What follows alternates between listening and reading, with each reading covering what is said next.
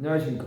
오늘은 사도행전 4장 23절에서 28절의 말씀으로 한마음으로 하나님께 기도함 첫 번째라는 제목으로 하나님의 말씀을 나누고자 합니다.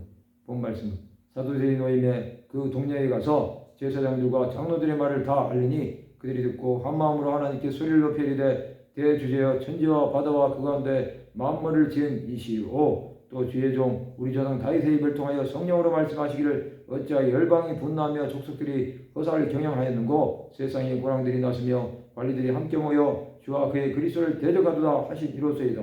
과연 헤롯과 번디오 빌라도는 이방인과 이스라엘 백성과 합세하여 하나님께서 기름 부으신 거룩한 종 예수를 거슬러 하나님의 권능과 뜻대로 이루려고 예정하신 것을 행하려고 이성에 모였나이다.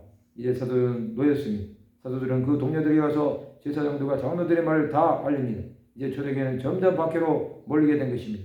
그들이 듣고 한마음으로 하나님께 기도합니다. 그 내용은 대주제신 하나님께 간구합니다. 천지와 바다와 그 가운데 만물을 지으신 하나님 앞에 그들은 주의 종 우리 조상 다윗의 입을 통하여 성령으로 말씀하신 하나님의 자비하심을 구하는 것입니다. 사도들은 헤롯과 본디오 빌라도가 하나님의 기름 부으신 자 예수 그리스도를 대적한다는 시편 기자의 예언을 인용하고 있습니다. 그들은 이제 박해 가운데 담대하게 해달라는 기도를 하는 것입니다. 그들은 자신들이 하나님의 뜻을 이루는데 쓰임을 받았음을 기뻐한 것입니다. 하나님은 사도들을 통하여 하나님의 살아계심을 이 열방 가운데 알리신 것입니다. 구약에 인용되었던 예수 그리스도의 고난과 박해를 받으심은 신약 초대교회 때 성취된 것입니다. 이제 그들은 자신들에게 다가오는 박해를 통해서 점점 하나님께 가까이 가게 됨을 깨닫게 된 것입니다. 초대교회 사도들과 성도들은 박해 가운데서도 하나님의 뜻을 이루었습니다. 그들은 하나님께서 세상 끝날까지 지켜주신다는 말씀을 믿었습니다. 이제 그들이 할 수 있는 것은 주 예수께서 행하셨던 사역을 그대로 함으로 초대교회 공동체가 든든하게 일어서도록 하는 것이 그들의 사명이 된 것입니다. 박해는 그리스도의 몸을 견고하게 세우는 기초가 됩니다. 박해가 있는 곳에는 부흥의 역사가 일어났습니다.